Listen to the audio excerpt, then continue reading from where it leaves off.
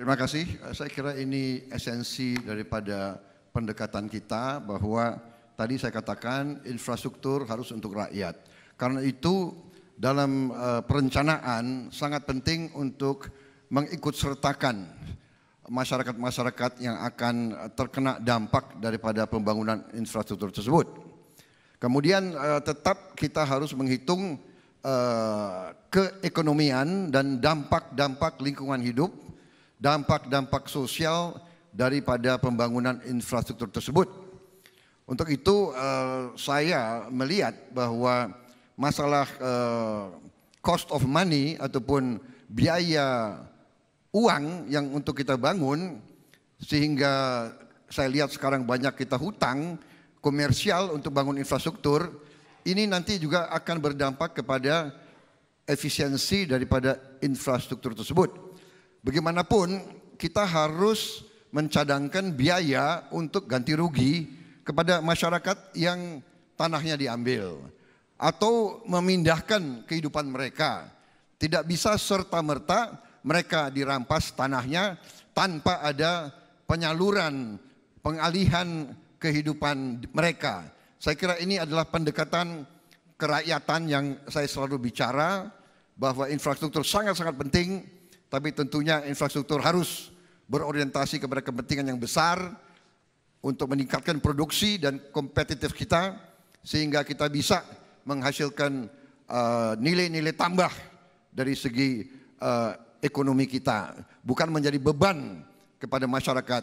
Bagaimanapun membayar kembali hutang-hutang itu tersebut merupakan beban ekonomi kita. Terima kasih. Waktu masih ada, Pak? Waktu ada dikit? Sudah cukup? Baik, terima kasih Bapak Prabowo Subianto. Dan langsung selanjutnya untuk ditanggapi oleh Capres 01, silakan Bapak Joko Widodo, waktunya 1 menit.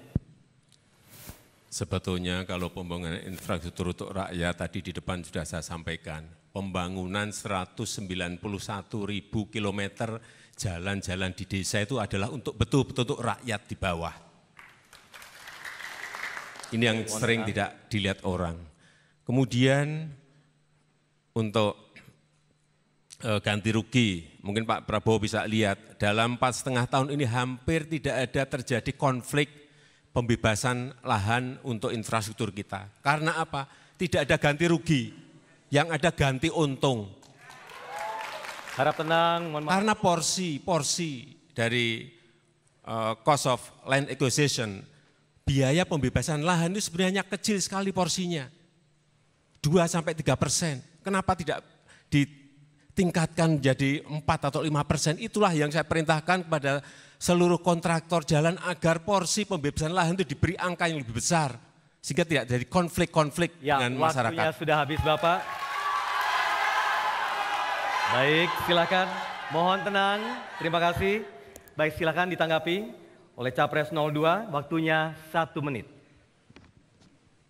Kalau kita bandingkan dengan indeks per kilometer infrastruktur, apakah itu jalan tol, apakah itu LRT, apakah itu kereta api yang dilaksanakan di Vietnam, di Thailand, di Malaysia, di Maroko, semuanya itu adalah 2 kali lebih efisien, 2 kali lebih murah rata-rata dari di Indonesia, Pak. Ini fakta, Pak. Jadi saya pikir kita harus berpikir jernih dalam melihat bahwa infrastruktur itu harus menambah kekuatan ekonomi kita. Kalau kita pelajari dan kalau kita lihat sekarang dalam laporan-laporan Bank Dunia yang terakhir-terakhir justru mengatakan bahwa hampir tidak kelihatan dampak terhadap pertumbuhan ekonomi kita secara real daripada pembangunan infrastruktur yang dianggap tidak efisien dan tidak harap tenang, tidak sesuai dengan proses-proses yang tertib. Terima kasih.